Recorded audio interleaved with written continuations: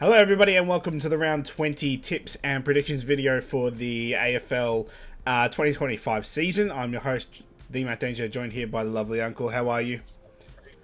G'day, how you going? We're good this week. 20 rounds. 20 rounds in, we're 5 months in. There's only, 4 rounds after this, so 5 rounds left of the home and away season. It's the busy end of the home and away season. It seems like non-football season drags, and when you're in football season, it goes quick. It's just round 20. It's unbelievable. No, I think it got brought up during the stream. I can't believe that it's gone by like that this year. So, but speaking of the busy end of the year, we've got the ladder predictor updated from a few upsets this week. Collingwood, I've gone backwards. I on stream we did this, and I had Adelaide finishing top, and that was with Adelaide beating Collingwood in round 23, I think it is. I flipped back. I've got Collingwood in there. I think that they've had their little down period, and we're going to see some fighty Collingwood for the rest of the year. Especially going into the final series. But Adelaide are pretty comfortably in the top 4 now. Gold Coast up there, but probably most likely finishing 5th. 3 teams equal on 60 points, and Hawthorn just missing out on my end. But there's a lot of 50-50 games for the rest of in these 5 rounds coming up.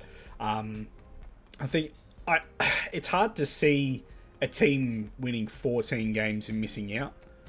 So, I think it's just going to be quite tough, but we'll see. I don't know. It's going to be interesting, I think, for the rest of the year. And I think our ladder predictors are quite different, that I don't think that I would need to tip much differently to what I have in order to catch you. But it's going to take some catching because, Uncle... Yes. This past week, you got further ahead of me. Yep. We started the week 103 to 105. I was 2 behind. We went all the same except for Carlton versus Melbourne. I went Melbourne. You went Carlton. So you've now extended your lead to 3. I got 6 for the week. You got 7. The games we got wrong were the West Coast Richmond game, the Collingwood Freo game, and then of course I got Melbourne wrong. Everything else we got correct. Gave me 6 and you 7. So that 3 up with what? 5 to go? 5 to go. So I'll need to catch you 1 per round and leave a couple rounds where I don't catch you. But it's going to be quite tough from here, I think, considering generally your tips probably wouldn't differ too much, I think, later in the year. Everything's kind of set now of who we think would possibly win. So that puts me at 109 and you at 112 for the year. So I might have to get silly, but we'll see. We might the last round, I might just make you tip first, and then I'll just go against you on a few games just to make it interesting. Fair enough. Well, I've pre-done my tips, so I'm not going to change them based on what you've done. So. Oh, well, excellent then. If you do want to join us for live reactions, we do them on Thursday and Friday nights here on YouTube. We've got a nice little collective group now that are quite regulars. So shout out to all of you guys down below. And if you do like what you see, make sure to give us a like and subscribe. Turn those notifications on so you do know when we go live and we can do some reactions together. We do games on Saturday and Sunday, but it's generally probably the best game of those days. We don't tend to stream all day on a Saturday and Sunday. It gets too long to sit here and not get up and move about. So make sure you're following us so we can see when we go live. But on to this week's video, where we've got Hawthorn and Carlton kicking us off Thursday night, 7:30 at the MCG. Gonna lock in Hawthorn. However, after the news today of Doherty retiring, I think it's going to be mighty difficult, I think, this weekend. So it's going to be quite one close. More game, couldn't it? Nah. Yeah, no, of course not. Had to do it against Hawthorn, where I think this game and there's one more non-negotiables for Hawthorn.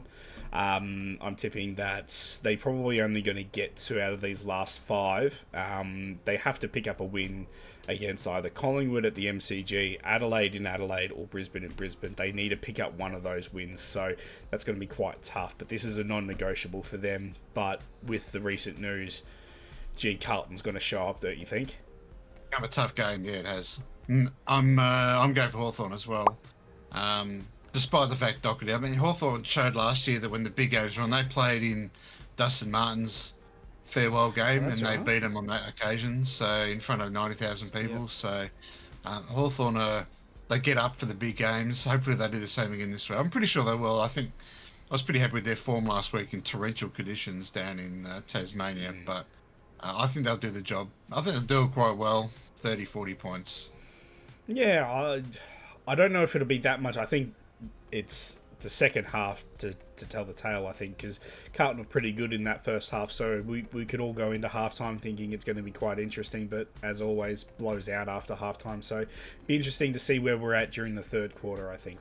That'll be truly telling. One of Hawthorn's better quarters and one of Carlton's worst quarters, so if Hawthorn are in front going into halftime by a goal or two, I think that'll be curtains for the Blues. Yeah. Friday night this week, we've got a double header. Round 20 seems to be the interstate rivalry rounds, but to go against one of the rivalry, we have Essendon versus Bulldogs at Marvel Stadium, 7:20. Starting a little bit earlier on a Friday night, so make sure you put that in your calendars. But Bulldogs for me, they're sitting possibly 2 games out of the 8 right now, with Gold Coast a game behind, but also sitting 4 points in front. So I think it's going to be Doggies need to win, I think 5 from 5 if they're going to be a chance out of these last 5. And against a wounded Essendon, I'd see no better way to start that 5 from 5 than here. I thought they played pretty good against Brisbane for a decent amount of that. I think there was in the third quarter they let Brisbane get away, but brought it right back in the fourth. So they're pretty good in fourth quarters as well. They're the number 1 team in fourth quarters now. Set that up this past week. So Bulldogs by a good stretch, I think, this week. Yeah, Bulldogs for me as well. I think I read somewhere they haven't been beaten by more than 22 points in any game this year. So every game they play and they're in it. They should beat this game, and I think they've got a pretty good run home too. They've got a few easy games. You say they've got to win their 5 the last 5. I think they probably will. So this will kickstart their run into the finals. They've won their last 4 of the last 5 as well against Essendon. So I expect that to continue here, Bulldogs. I believe their run home is Essendon, GWS, Melbourne, West Coast, then Freo. So 2 top 8s. I think that they need to beat both of those. Melbourne, though, aren't they? They're both in Melbourne, I think. Yes, they're both at Marvel. So home field advantage there. I think they need to be able to win both of those games if they're going to make finals this year. So it could be very interesting for them. We are joined by Chips himself, and we've got little Thor in the background there. So both the dogs up and about now. We've got the other game on Friday night, the one that I will probably most likely be paying the most attention to, is GWS versus Sydney at NG Stadium. I think this might be the one where we have different here, because I'm going to be going GWS, if I remember correctly from when we did our ladder predictors over on stream on Sunday. I will be going GWS, I think, just slightly. I think it's very 50-50 for me, and home field advantage will go a long way. I haven't heard of the injury list. I don't know if Jesse Hogan will be back. But yeah, just going to go with Giants just for the home field advantage. Sydney are very, very good at the moment. Yeah, I'm going Sydney. Overall, they're a 2-1. 20-10 they've won against GWS, so they've certainly got the home ground Sydney advantage there, and they've won their last 5 against GWS. And they've been quite strong teams in the last couple of years too, and Sydney have been winning them. So on that basis alone, and Sydney are in pretty good form at the moment. GWS a bit scratchy about, so I'm going to go Sydney to win this one. I think if I get any more wrong compared to you, we're going to have to throw some stupid tips out and hope and pray. I'd rather lose by 10 trying to win than lose by 3 playing it safe. So when you say we, you mean you? Yeah, maybe. To start off our Saturday games, though, we've got another rivalry, interstate rivalry. We've got the Q Clash, Gold Coast versus Brisbane, People First Stadium. Brisbane for me, they're too strong. I feel like they're starting to really click into gear now. They're kind of controlling games, but when teams mount a comeback or when it's really close, they kind of be able to separate it and make a comfortable margin. So I'm going to go with Brisbane here. It doesn't even matter for me that it's at People First, and Gold Coast are very tough to beat there. I think Brisbane will still do it though. Yeah, Brisbane for me as well. Gold Coast were average, weren't they, last weekend? I mean, I know Adelaide are a good side, but to not kick a goal and a half a footy is not the sort of thing you want from a side that's looking to play finals and go well in finals. That doesn't inspire a lot of confidence for me about their chances this year. Brisbane are just building nicely, completely different to last season where they stormed home in their last 10 games, but they've been sitting nice in the top 3 or 4 most of the year. So Brisbane have won 12 of their last 13 games as well, even at People First. So People First doesn't present any sort of problem to them at all. The last time they lost there was in 2018. So we'll go with Brisbane to win this one. Yeah, the only game I think where the top 9 sides play each other. Yeah, I think so. Yeah. Interesting for me for this past week though for Gold Coast is they were coming off a victory against top of the ladder too. Like they're coming off a nice victory against Collingwood. They should be up and about. They should have applied a lot more pressure. I mean, if you had a look at the numbers, they controlled that midfield a lot in this game against Adelaide, but just absolutely sucked going forward, and then Adelaide would just take it from one side to the other, and really embarrassed them in that first half, and even the last quarter wasn't good numbers for them. But yeah, that's what I was shocked with. I was expecting a lot tougher performance, and at half time I had my feet up and I was pretty Gucci. Straight after that, we've got the Perth Derby. We got Fremantle versus West Coast. Fremantle should walk this in, but you just don't quite know.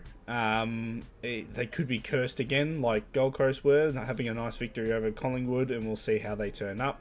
West Coast could turn up and be nice and make it interesting. If not, start a fight, make it interesting. Definitely be a fight. No, 100%. So that's why I think I might try and bunker down and stream all the rivalry games this weekend. So it's going to be a long Saturday for me. Back-to-back games for the Q Clash and this Derby one, and then we'll take a short break and come back for the showdown later in the night. But we'll be going Fremantle by a good amount here. Yeah, Fremantle as well. 2 good wins, haven't they, in the last 2 weeks, Hawthorn and Collingwood. So they'll be entering into the game with a lot of confidence against the Eagles.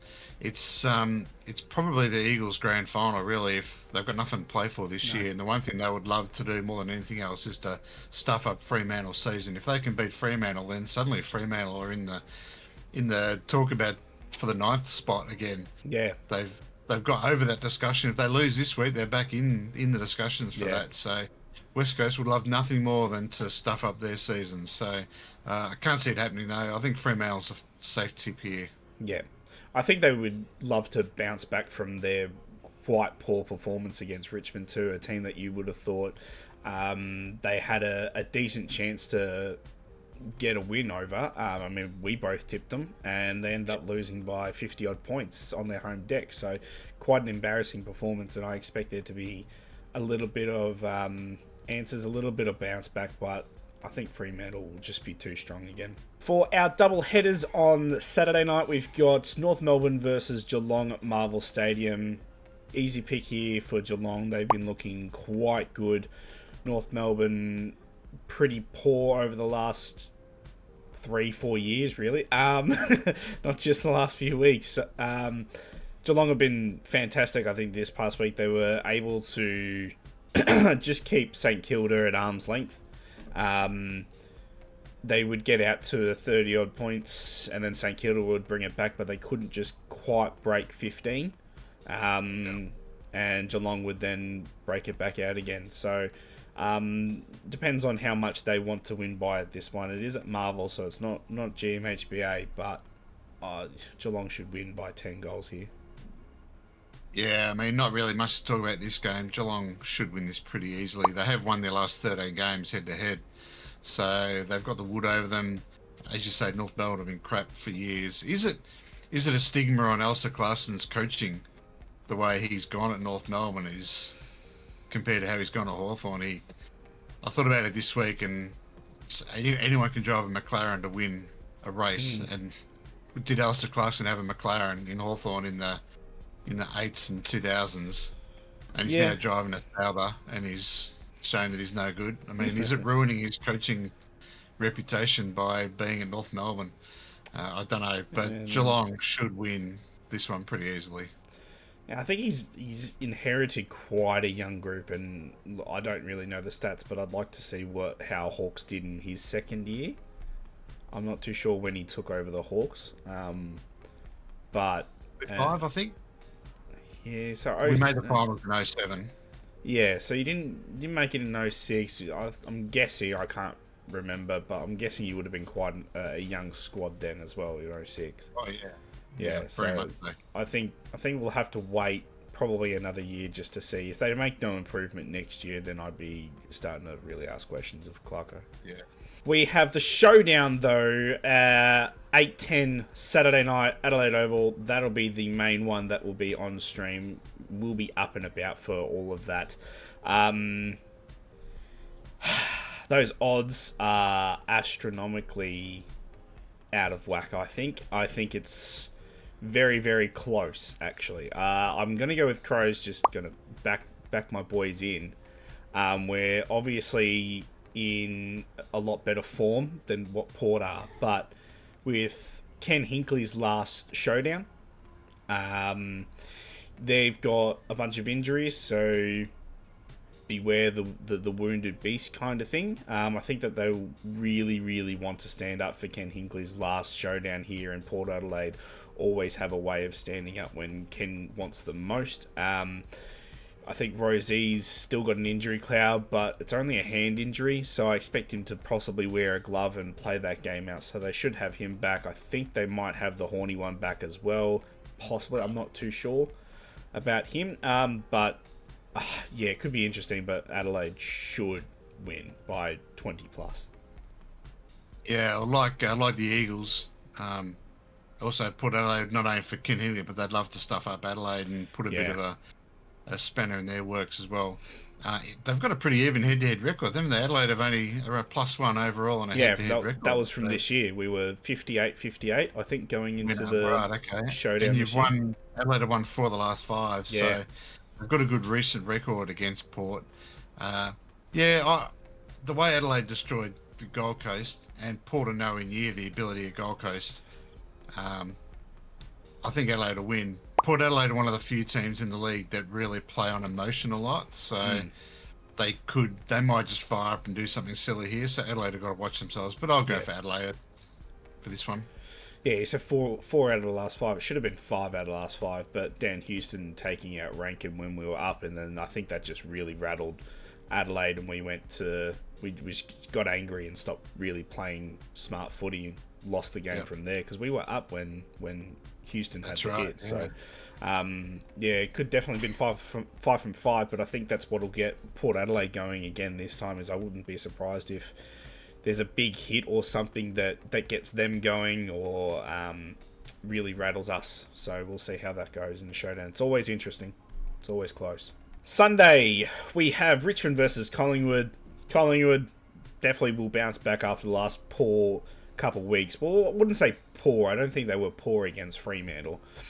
They just didn't win. No, they just didn't win. I think they got overrun with a very late surge there in the fourth quarter by Fremantle. They were just really up and about, and Collingwood couldn't match them. It was interesting to see their tactics though late in those last couple of minutes with the tackling.